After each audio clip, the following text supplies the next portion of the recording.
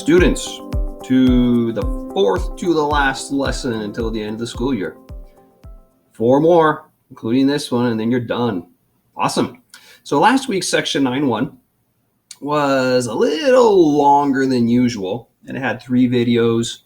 This section is going to be a little bit shorter, so maybe it'll make up for last week.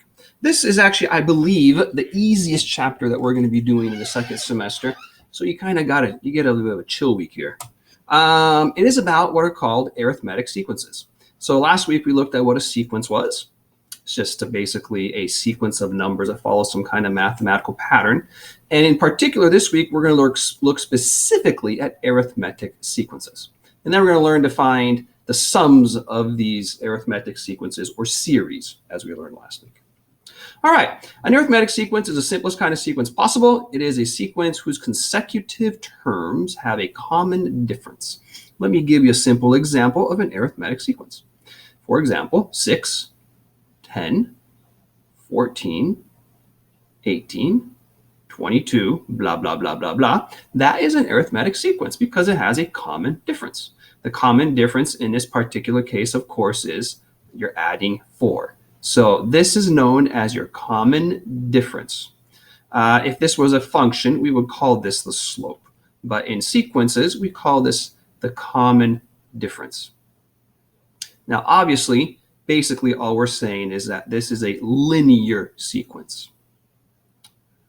Common difference. And the letter D is the letter that we use to usually denote common difference. This, of course, is your first term, so we will call him a sub 1.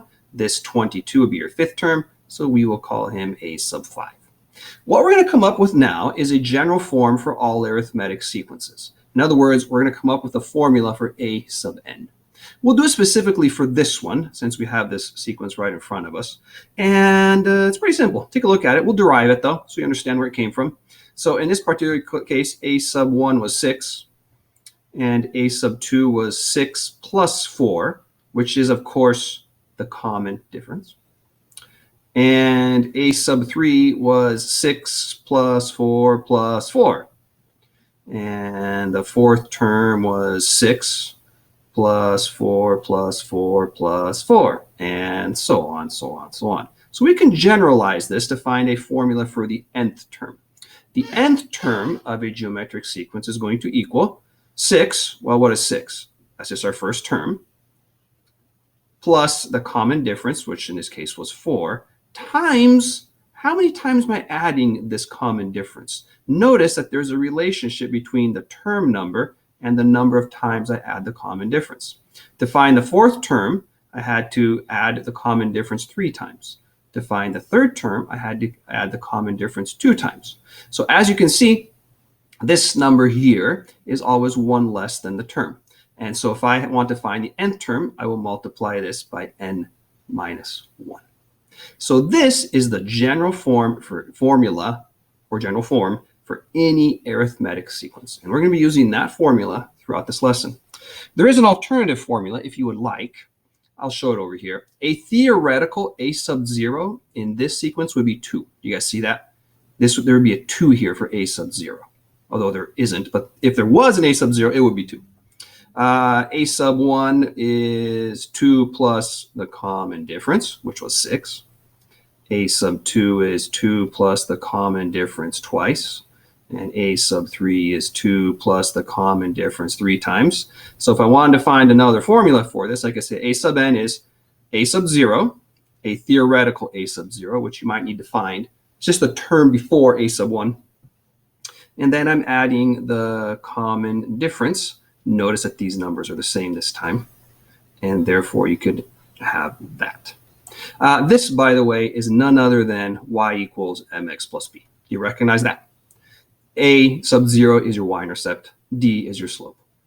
So let's just use this very briefly as an example, like to say, okay, what if I wanted to find the 6th term of this? If I wanted to find the 6th term, I would say a sub 6 equals a sub 1, which was 6, plus a common difference, which is 4, times 6 minus 1. Just do this little calculation. This is 5. 5 times 4 is 20, plus 6 is 26. So the 6th term would be 26. And of course, that doesn't surprise you at all. All right. So that's your introduction to arithmetic sequences. You should be feeling really good about yourself right now, thinking, oh, good, we have an easy week. Unless you're Gavin, in which case you wanted a hard week. But sorry, that's next week. All right. So let's go ahead and do a few examples now. Let's see. Come on, let's make this work. There we go. So once again, I put the question numbers right here. And so you can refer to that. I've been hearing that it's helpful, so I'll keep doing it. So example 1, for the following arithmetic sequence, identify D, A sub 1, and write a formula for A sub n. What arithmetic sequence? There isn't one. So I'll make one up. Here we go. 10, 15, 20, 25, 30. All right, what I want you to do right now is pause the video and see if you can write a formula for A sub n for this. Here's what you should have done.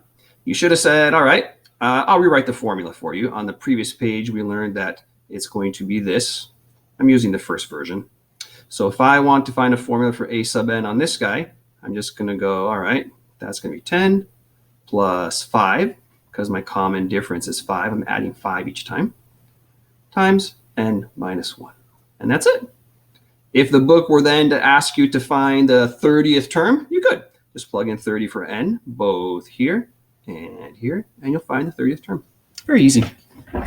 Example 2. Find the 23rd term of this guy. All right, so here we go. First of all, let's find the common difference. The common difference seems to be 6, and I'm just going to make sure that this is in fact arithmetic. Yeah, we're adding 6 each time, so we're good. So I want to find a 23rd term. All right, well, I'm going to write a formula for this. So I'm going to rewrite this formula so that you become very familiar with it. And A sub 1 is 5. My common difference is 6. My n is 23 minus 1.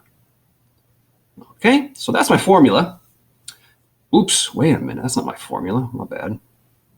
My formula has n minus 1 in it. Sorry about that. And now if I want to find the 23rd term, I'm going to go ahead and plug in 23 to this. So here we go. This is just very simple. You can use a calculator if you want to. Just punch all that stuff in right there. And I already did it earlier. And the answer is be 137. There you go. Example 3. In an arithmetic sequence, the 8th term is this guy, and the 15th term is that guy. It's wanting you to find the 40th term.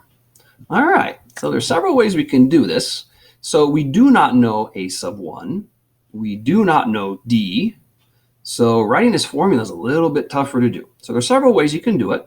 We can, of course, just write out a sequence if we wanted to, like this, saying, okay, the sequence is, I'm going to go up here.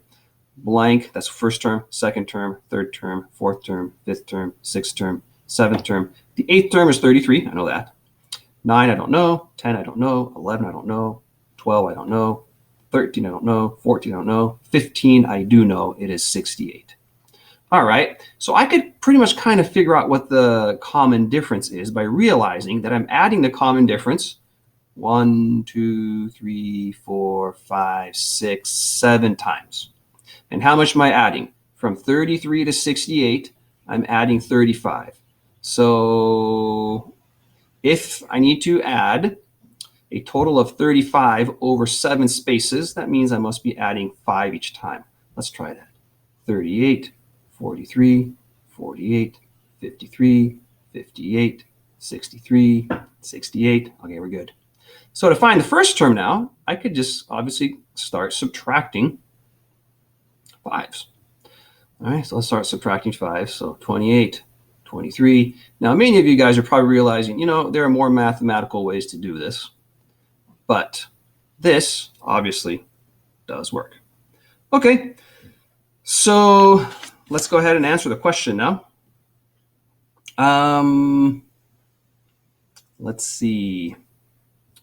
I got to find A sub 40. So first I'm going to write a formula. So the first term is -2. The common difference is 5. And there's my formula.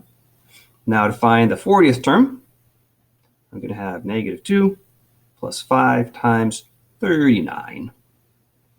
And therefore, the 40th term is going to equal, let's see, 5 times 39 is 195, minus 2 equals 193. So that is one way you can do that. That is a way that pretty much anyone can answer that question quite easily. If you would like a fancier pants way of doing that, I can suggest one to you. Basically this.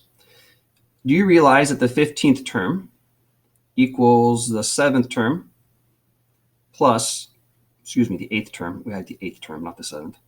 Yeah, the 8th term plus the common difference 7 times. To find the 15th term, I can start at the 8th and add this common difference 7 times. So if I know what the 15th term is, it's 68. And I know the 8th term, it is 33. I can basically just solve this equation to find what D is if I wanted to. There we go. And then if I wanted to, I could be fancy again. I know that to find the 8th term, I'm going to take the first term and add the common difference 7 times again, because from 1 to 8 there are 7 spaces. And I know the 8th term is 33. And the first term I don't know, but I do know the common difference. So I'm going to plug that in for D. My common difference is 5. And therefore I can get 33 equals a sub 1 plus 35. Subtracting 35 from both sides, I get that a sub 1 equals negative 2. So if you would like to find these values of D equals 5 and a sub 1 equals negative 2 in a different way other than making a big long table, go ahead. But I just wanted to show you this big long table because I know that some of you are you like to see it. So there you go, you can see it. All right, last example for this video.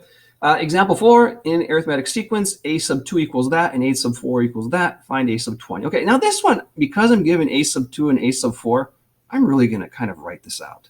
So this is negative 0.6, that's a sub 2. I don't know 3. I do know that a sub 4 is 0.4, and I don't know a sub 5. I guess I don't really care what a sub 5 is. So let's see, from negative 0.6 to positive 0.4, how far am I going? 1. Which means, since I'm going 2 spaces, I must be adding half each time. So this will be negative 0.1, and this will be negative 1. That's good enough.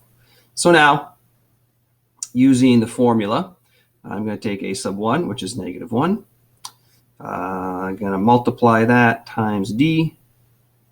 Oops, I can go ahead and write what D is. D is just a half. So 0.5 times n minus 1. So the 20th term is negative 1 plus 0.5 times 19, which is going to equal, wait a minute, I made a mistake here. That's 1.1. Negative. Sorry, guys. I'm subtracting a half. My bad. Which will give me negative 8.4. Nope, positive 8.4. All right. I got a little bumbled at the end there. But that just goes to show you that even people who are good at math can make mistakes in math. So if you make mistakes in math, you don't need to feel bad for yourself. I don't hide the mistakes I make, usually. All righty. So that's the end of part 1. And I hope this part was pretty easy for you guys. There is going to be a second part for this section as well. So I'll see you in a minute. Bye.